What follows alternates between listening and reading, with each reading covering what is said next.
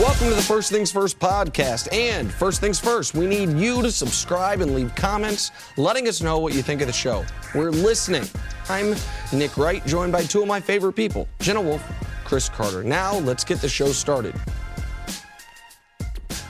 Hi, everyone, and welcome to First Things First. I'm Jenna Wolfe. That's the Hall of Famer, Chris Carter. This is Nick Wright. Yes, tell me. Can I just tell America something real quick?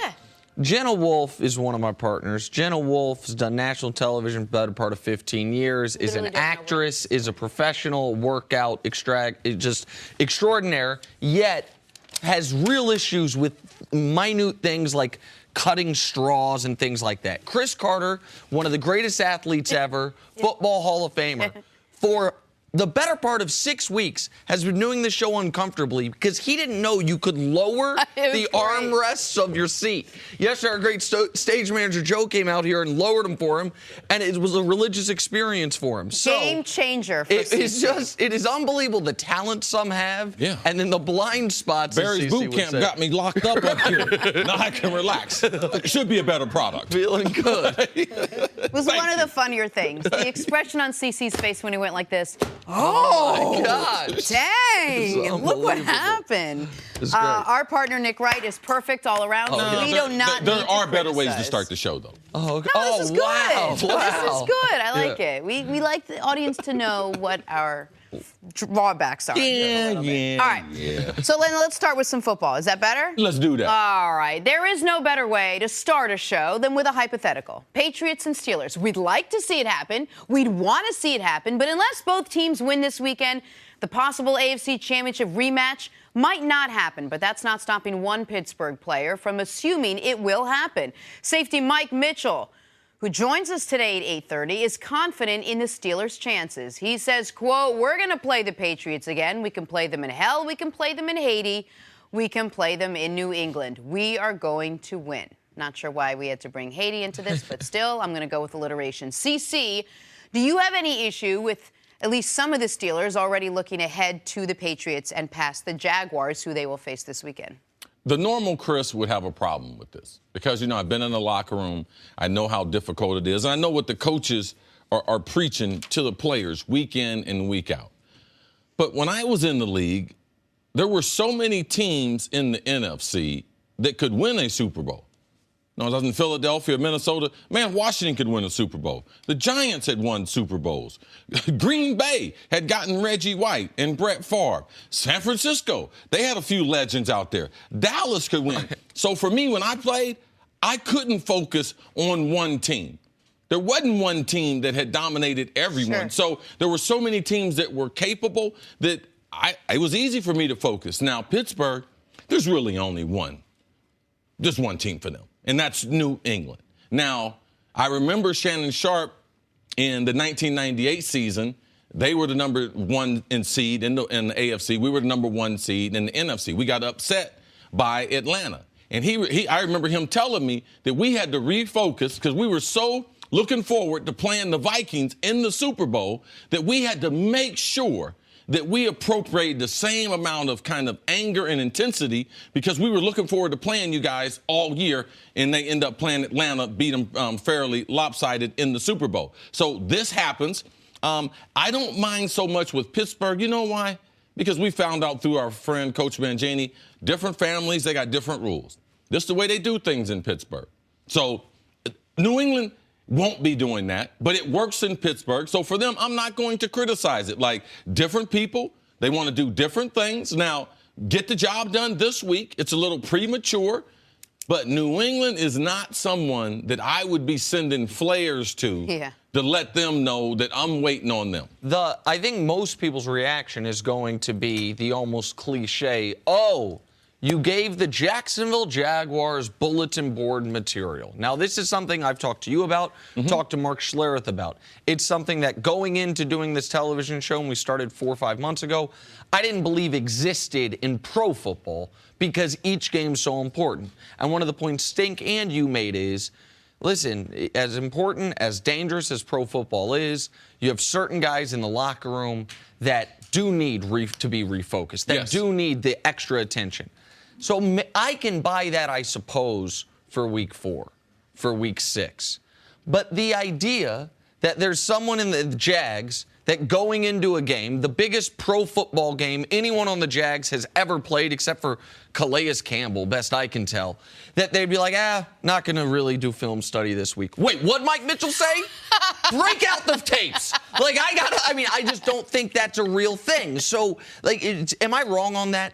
You're not wrong on that, but the thing it does, an offensive lineman who won't necessarily read the paper, but when Mike Mitchell says something like that, the team during the week, they clip out all the clippings from the other paper. They put it in one little pile, staple it together, and then they pass them out in the locker room. So you're able to read not only what they're writing locally in your market, what they're writing in the opposition's market, but also what they're writing nationally. And why do they do that?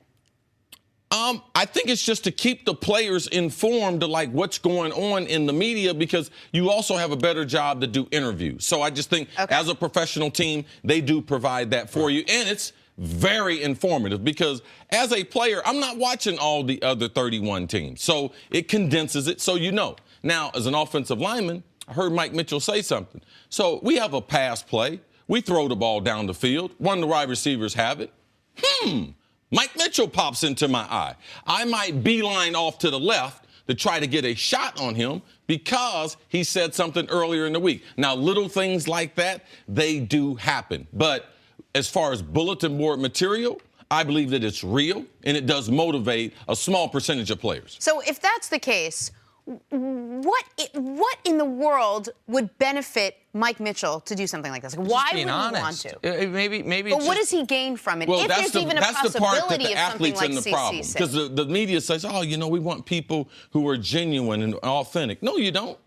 No, you want people to lie to you, because that's exactly what Mike and a lot of people are thinking. He said it. Very few times will the coaches or organizations allow you to say actually what the truth is. And there's something that should be said about the Steelers, because they've had a lot of many controversies, many self-inflicted, and we've discussed them ad nauseum this year, whether it was Roethlisberger's comments after the Jags game, the Martavis Bryant social media stuff, Antonio Brown's sideline bro-up. Yeah. Mike Tomlin doing something similar. Right, Mike Tomlin saying, we're looking ahead. One of the players leaving the locker room and that information getting out. So because of that, we've discussed the Steelers as much as we've discussed any team on this show.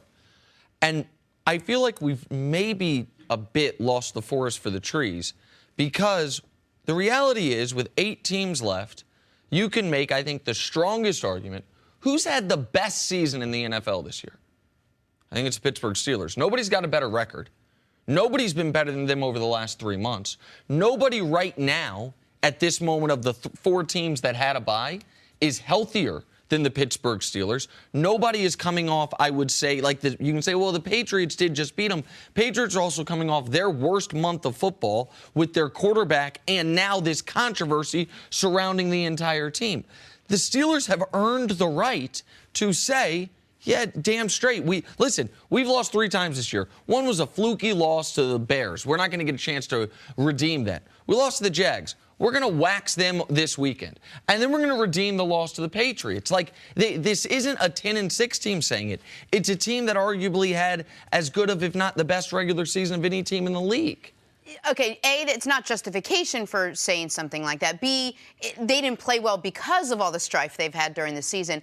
But I guess I'm just curious if, and you're right, they've played consistently throughout, despite everything they've gone through. But there's got to be some red flag for you, CC, as a player, when a team in the divisional round is already looking past a team. Any team that's there, whether they're having a good season or bad season, is there for a reason. Well, the red flag is the line between the good and great teams in the league is very, very thin. Yeah. And turnovers and sacking the quarterback, those things can turn the playing field on talent. Pittsburgh has far more talent than Jacksonville. But Jacksonville is an NFL team, and I would never overlook an NFL team on a one-and-done scenario. Yeah, if they were playing the best of 7, I could see him talking about that. I don't like the part you're overlooking the Jags a little bit, because that should consume your conversation, because that is the number 1 goal. And number 2, I don't like the fact that he said he's going to beat New England, because he's really put the rest of his teammates in a predicament that now they have to answer that question. Well, Mike Mitchell said, you guys are going to beat New England. If they go to Cam Hayward and ask, well, what do you think? Now, he has to either contradict Mike or support his teammate. So you put your teammates in a bad spot when you say things like this, because now reporters go to them. Ben Roethlisberger, you looking forward to New England? Ben's like, no, I'm concentrating on Jacksonville. Just answer this for me. It's not a loaded question. What would be the downside if there was just a unified message from every one of the Steelers? Yeah, of course we're going to beat New England because we're going to win the damn Super Bowl. Because the 53-man roster, there's not enough guys on there that are focused enough and professional enough to be able to handle something that is not. It's not on the table this week. Not right in front of them? Yeah, like, why would you do? And the recipe, and you can't show me a pattern where this has been successful. All right? Everyone's gone the other route and be successful. Concentrate on the task at hand.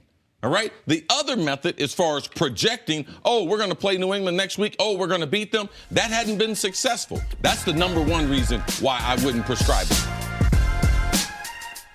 Back here with our top story of the day. Steelers safety Mike Mitchell turned some heads with some comments yesterday.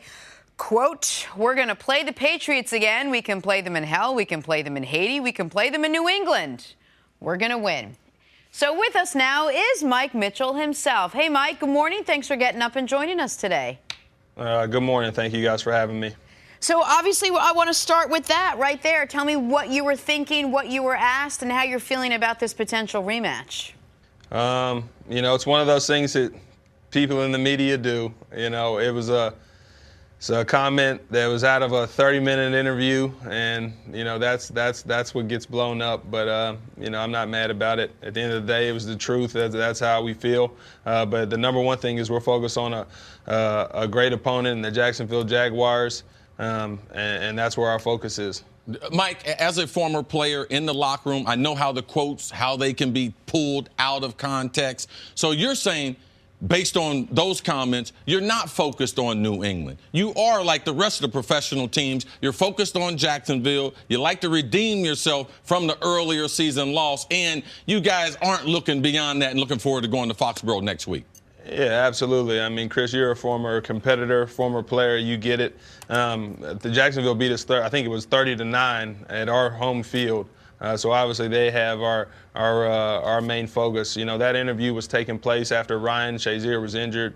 The interview was mostly about Ryan, and that was just a comment talking about the game shortly after, when everyone was obviously upset with the controversy of how we lost that football game. Like I said, my focus is on Jacksonville. That's where it has to be, because for us to even get there, that's who we have to beat. And plus, we have plenty of business with Jacksonville based on how they did us earlier in the year. Mike, I don't want to belabor the point, but you just said something that I thought was really interesting. The quote that we just played at the beginning of this was not from this week. That was from right after the New England game. Is that correct? Yeah, that was not from this week. Oh. That was weeks ago. That's why I don't get it. Sometimes I don't get it. You can't complain about it, but it should almost be illegal. You shouldn't be able to talk to someone for 30 minutes and then you take 40 seconds of a 30-minute conversation, and that's all I'm hearing about the next day. Now, obviously, it wasn't something that was negative. It's something that could be skewed as negative, but it's not something that I'm going to lose too much sleep about, because, like I said, it was honest and true.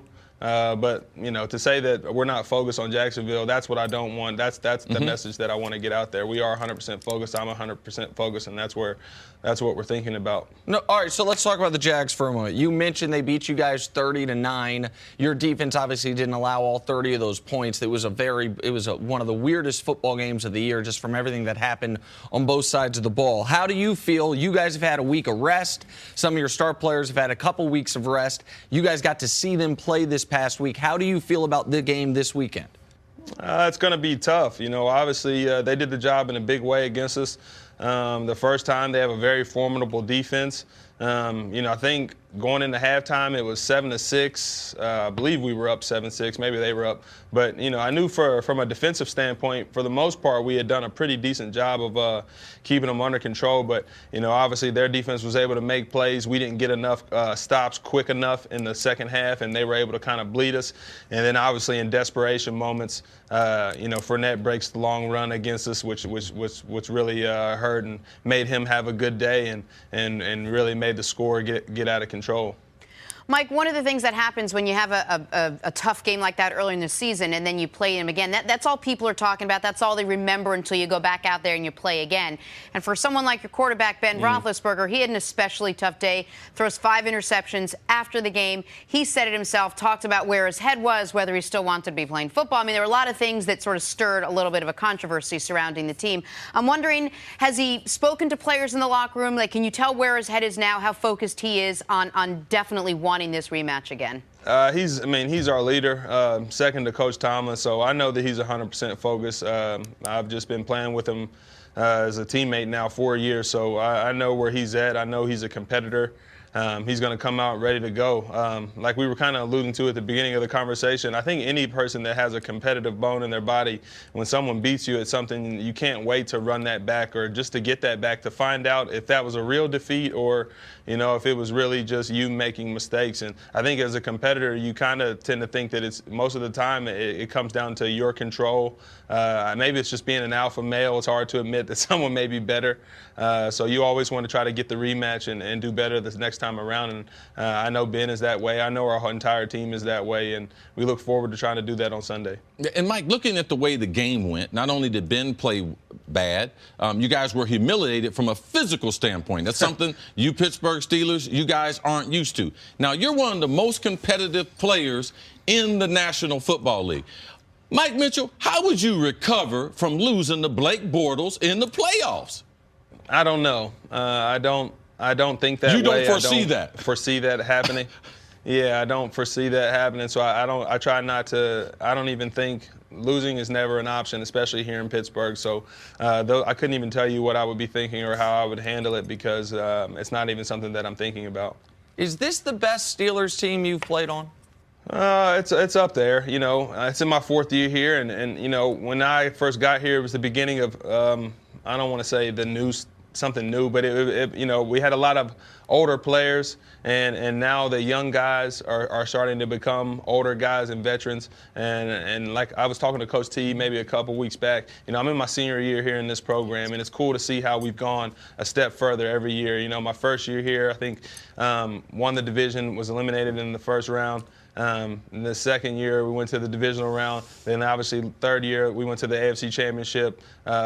Obviously, here in my 4th year, it'd be no better way than to finish it, win the AFC Championship, win the Super Bowl, and finish the job.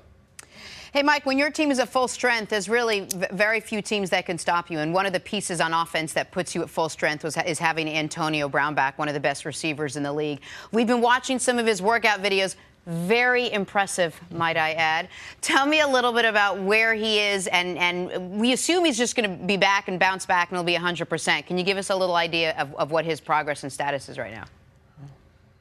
Yeah, he's a professional.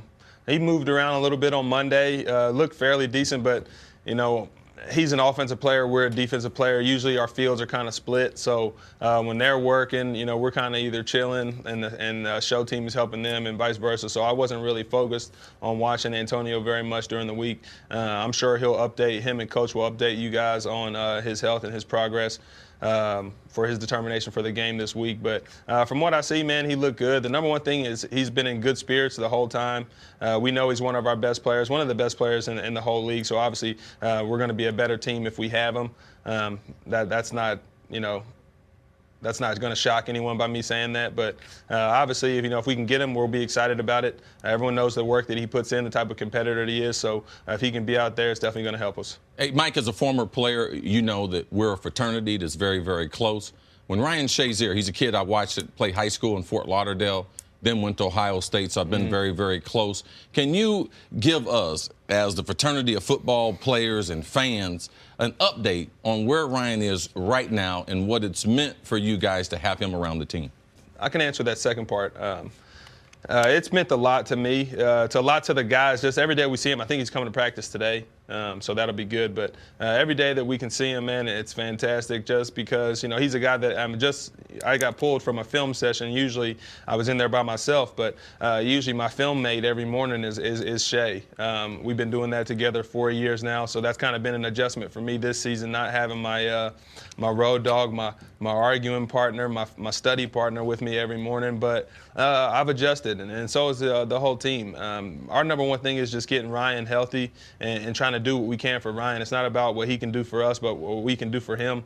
The kid has sacrificed so much. So many people don't know the sacrifices that we make until you see something like this. And we just want Ryan to know how much we appreciate him. But, we can't tell him that enough. He knows that. He's known that before, but, he knows that even more now. As far as his injuries and update and things like that, I've had a lot of one-on-one talks with Ryan, and I think, we're both believers in Christ, and Ryan's he's going to have a beautiful testimony to share with the world, and I want him to be able to tell that. I don't want to ruin that in any way. It's his story. I want him to be able to tell you guys in his own words. So with respect to him, I'll let him keep you guys updated on his prognosis and his recovery. But I can tell you, like I said, that second part of the question, I can tell you that it is always uplifting. You're a former player, man. When you have one of your brothers get severely injured, if their spirits are up, and just to see them improving, it would obviously improve your spirits, and it's done the same for us. Well, Mike, we are so happy to hear that. Please pass along our happy thoughts and good luck this weekend as well. Yeah, good luck, Mike. Thank you. If nothing else, there is intrigue surrounding all the Patriots drama this week, and nobody likes intrigue more than I like intrigue. Questions have begun to swirl about Tom Brady and former backup Jimmy Garoppolo's relationship. According to reports, Tom Brady, quote, seemed liberated after the Patriots traded Garoppolo. Brady addressed these rumors. Take a listen. I think that's just such a poor characterization of anything. I've never, in 18 years, ever celebrated when someone's been traded, been cut. I think that's just, I would say that's disappointing, to hear that someone would express that, or a writer would express that, because it's so far from what my beliefs are about my teammates. Cece, what do you think? What was your reaction to Tom Brady's comments? I'm with Tom, and the reason why I'm with Tom is because I know so many players that have played with Tom, and the most prominent would have to be Randy Moss, and all the stories that Randy's told me about Tom, who he is as a person, how he loves football. Tom was on the record as far as telling his wife, I love football. It's my first love. I'm going to play football at least 10 more years. I'm trying to get at least another Super Bowl ring. So for me, the other players, and Tom's been through so many situations where they've cut players or traded players. Richard Seymour, Ty Law, Lawyer Malloy. They cut him before the first game. He has been there. Teddy Bruschi retiring, losing Troy Brown. What about Wes Welker? Randy Moss leaving disgruntled.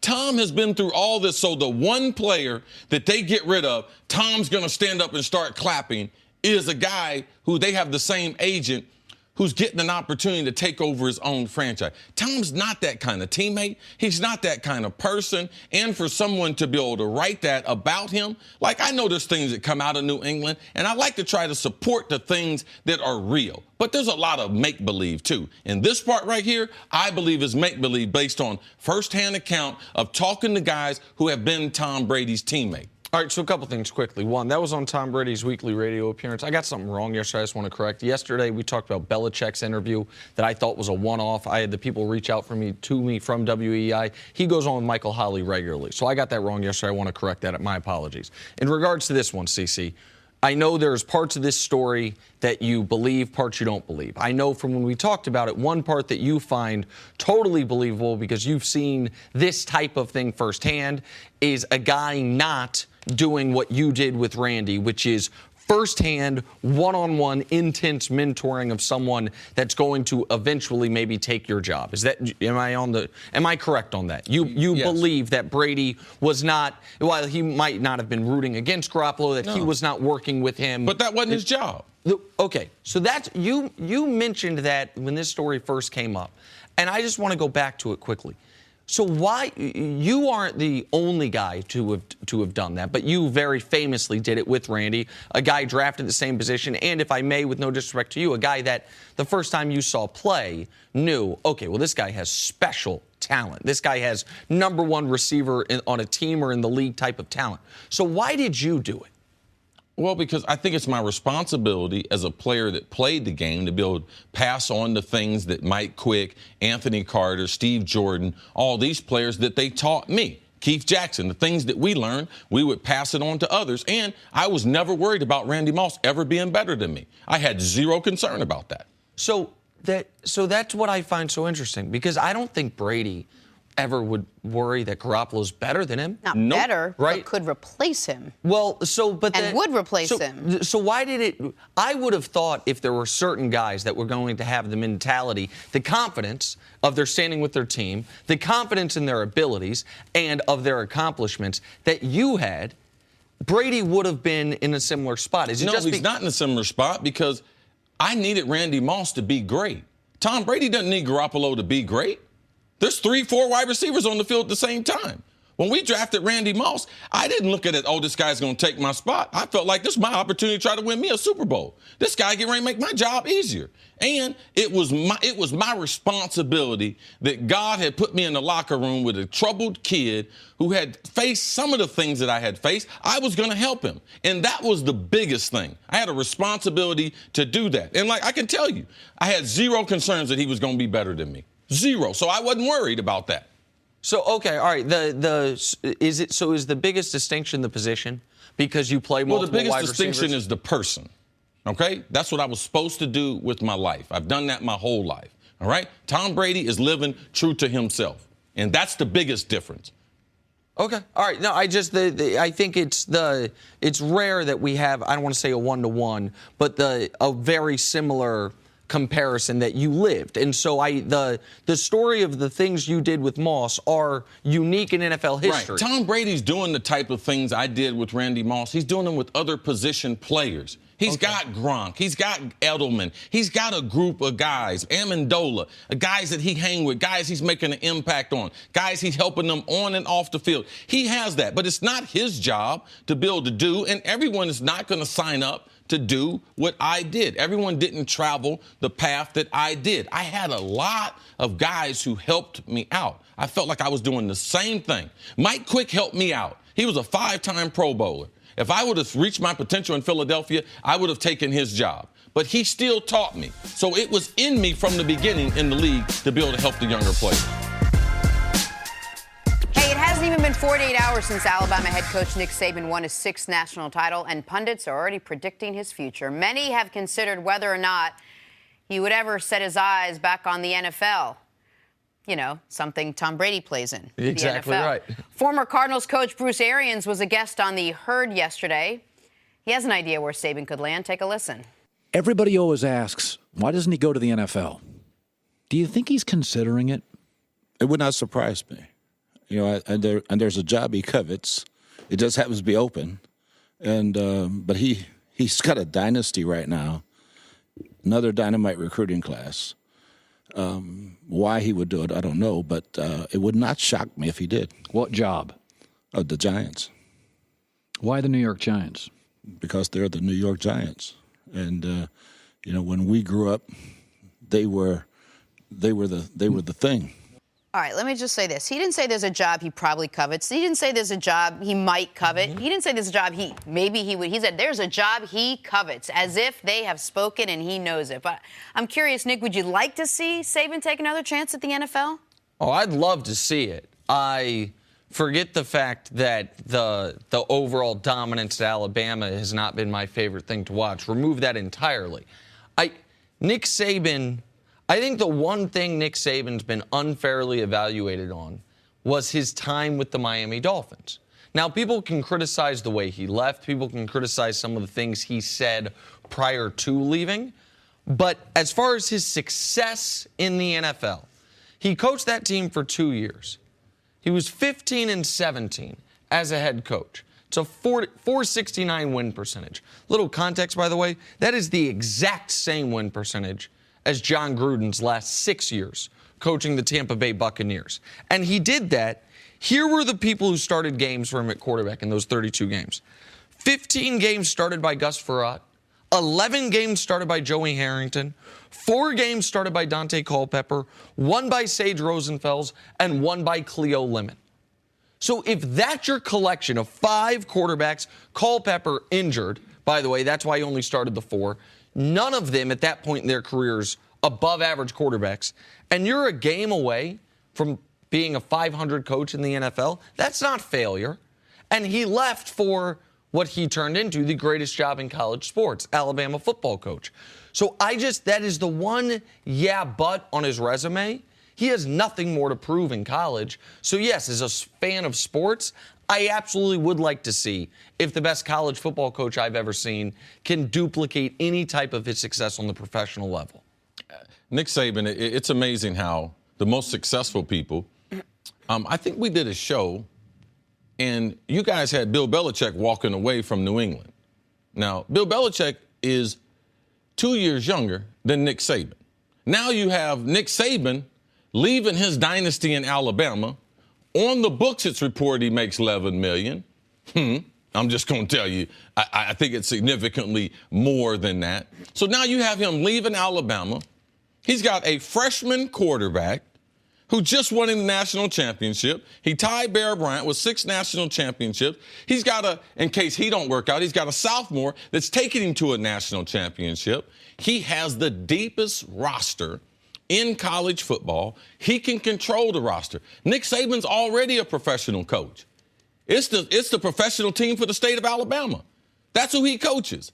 And the part that we're missing as people that have made decisions, typically you have a partner. And Nick Saban has a great partner. Her name is Miss Terry.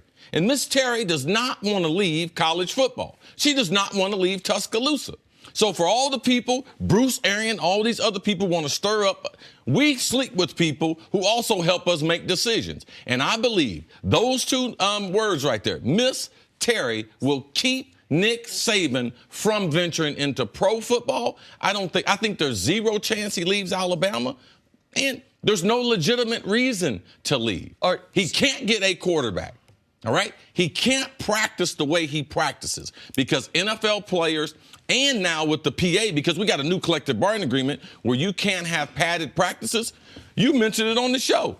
After the semifinals game, what did they do at Alabama practice? Full shoulder pads. Okay, so everything that Nick Saban wants to do from a physical standpoint, he can't do in the National Football League because of the rules, and he can't control the roster the way he does at Alabama. Okay, listen, I read the book Saban wrote, and I know how important Miss Terry, as you put it, is.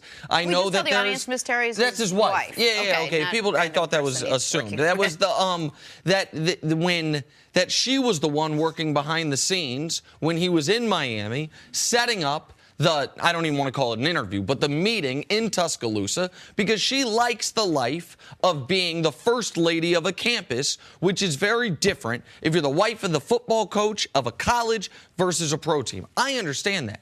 But which is why I'm not saying Nick Saban's leaving Alabama. The question was, would I want to see it? And as a football fan, yes, I'd want to see it. And given everything you said, I don't know if you'd want to see it or not. I know you're saying it's not going to happen, that you don't think it's going to happen. Bruce Arians said there's a job he covets. Question is, would you want to see it? I'm curious if you... No. How come? Because he's not going to be successful. Why? Because he can't control the roster. He can't practice the way he wants to. All right? I've been at Alabama practices. I've been in the coaches' meetings. I've been with Nick Saban planning strategically what he wants to do with people in the offseason. Nick is into teaching football and developing kids. And you can't spend enough time with NFL players to be able to do those things. And he can't control his quarterback. And if you can't get a great quarterback in the NFL, you can't win. Nick has told me that. All right, so no, I don't want him to leave. He has the best job that he could ever get, and that is coaching the University of Alabama. Why do you think he left the first time? I don't know. Because it was when he had won one national title and he went to Miami. Now, obviously, he now knows how his wife feels about it, how he feels about it. He has more experience with the quarterback stuff. But, it's not like he's a college football lifer, which I think it's where he spent the lion's share of his time. Well, maybe he didn't know all of those things until he actually got in there and did all those things and realized, I can't pick my own roster. I can't control who my quarterback is. His best friend is Bill Belichick. Why would he want to compete against him? And one's a college coach and one is a pro coach. Belichick is the pro coach. All right, he would never coach in college. Nick Saban is a college coach who went to the pros, right. But he is a college coach. So Bruce Arians was a head football coach. He understands how this works. You usually don't get information like that from a former head football coach. They don't just come out and say things. If anything, it's like a gigantic extraction process to get them to say anything. Everyone makes Nick Saban's job more complicated. I can't speak for Bruce Arians. All I can do is speaking for knowing Nick Saban. Yeah. I've known Nick Saban, and I've talked to him about all these subjects. No, I agree with you. And why? So for me, I'm not guessing. I'm not reaching. This is what I've sat down and talked to Coach Saban about pro football. I've been fortunate enough to spend some time with the man. Yeah. And these are the things. He hates this. He hates days like today where people try to tear apart his success. Now he's got to get on the phone today and tell a bunch of recruits, I'm staying at Bama. Hey guys, it's Nick Wright. Thank you so much for listening to the First Things First podcast. But before the show moves along, I want to tell you about another great podcast available from Fox Sports. It's the Maybe I'm Crazy podcast with Joy Taylor. You know my friend Joy from Undisputed, but on Maybe I'm Crazy, she's breaking down the biggest stories in the world of sports in only a way Joy Taylor can. Does any other podcast beside Maybe I'm Crazy have loser power rankings?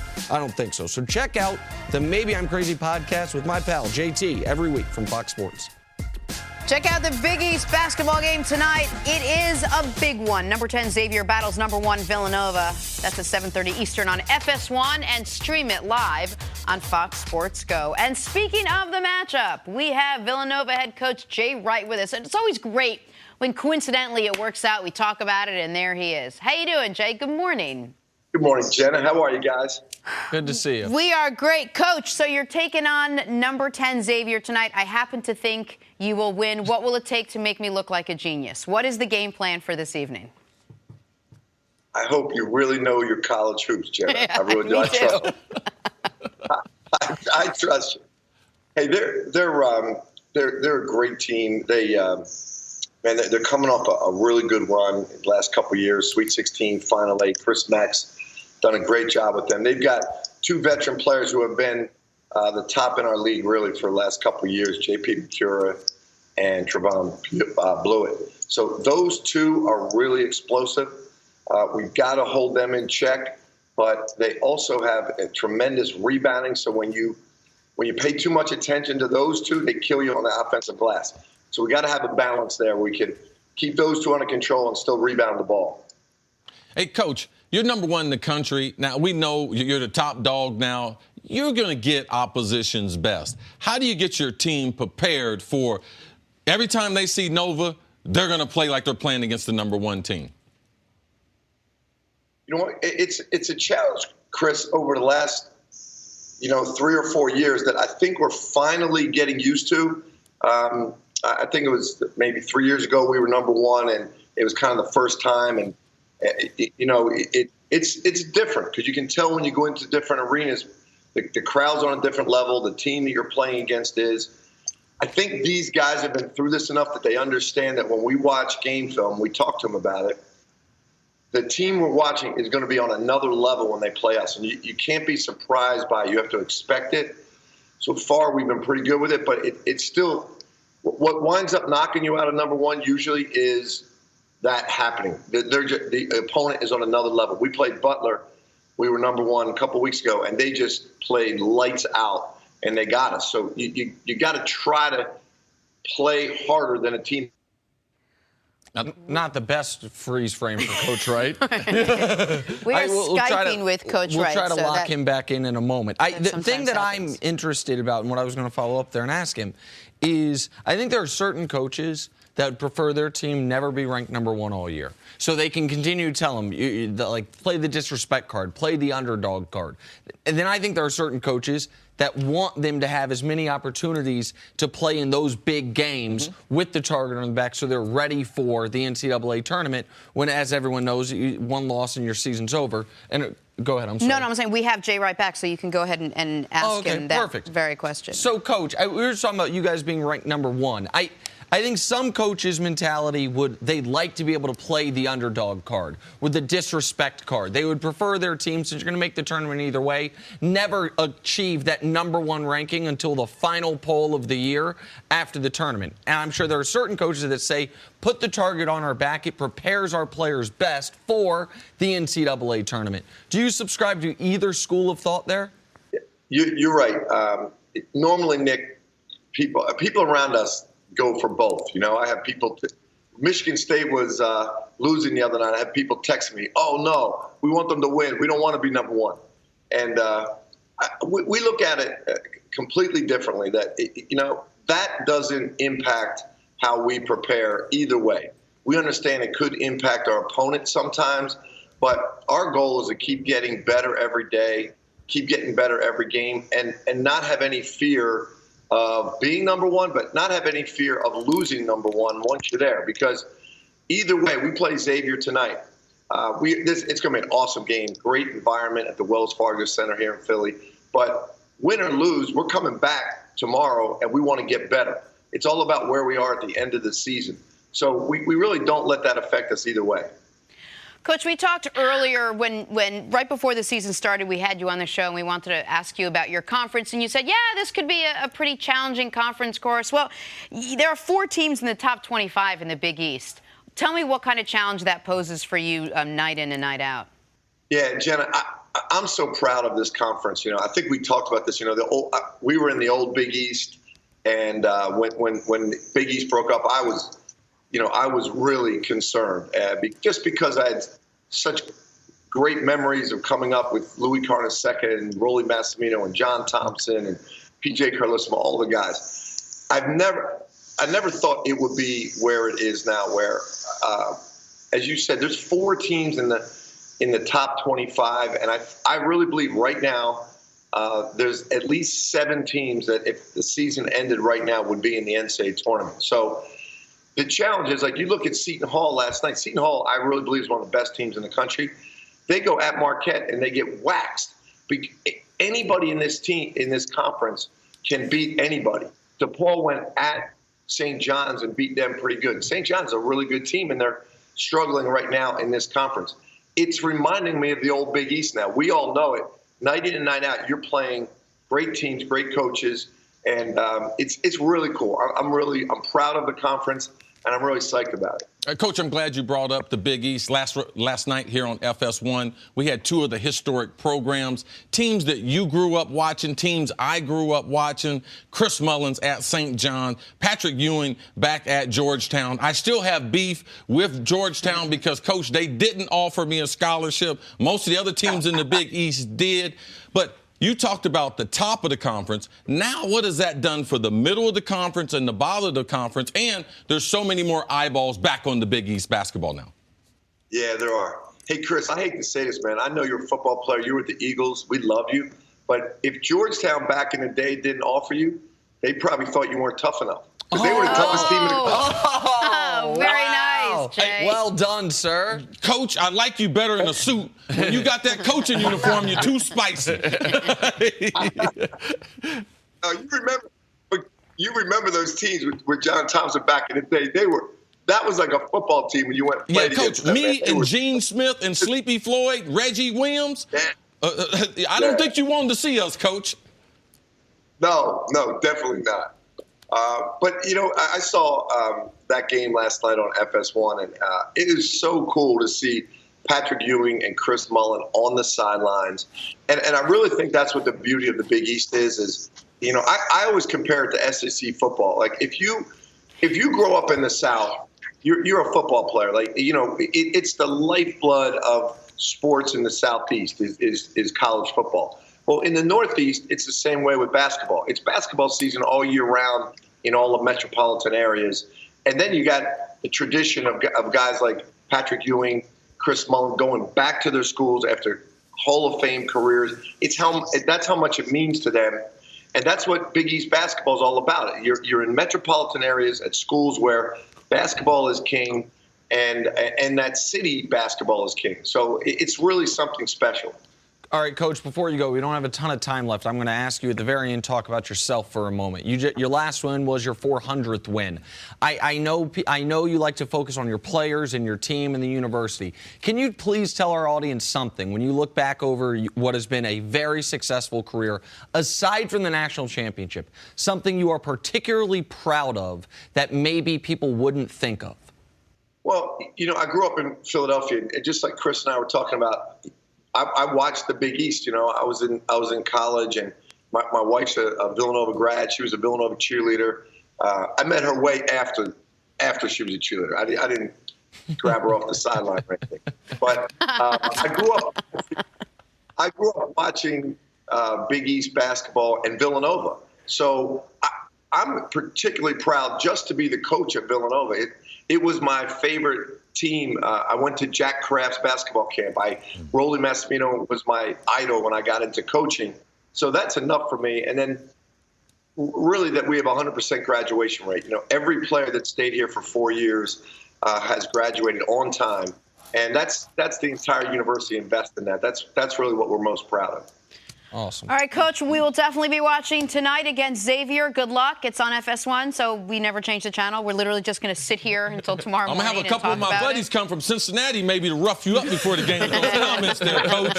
Thank you, Coach. Look for the guy in our expensive suit. Thank you, Coach. Coach, thanks a million. Always a pleasure to have you.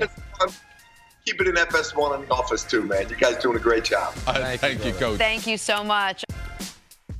I'm Jenna Wolf, and thank you for listening to the First Things First podcast. Make sure to subscribe and tell your friends, family, and coworkers about the podcast, which, by the way, is available on iTunes and all your favorite podcast apps.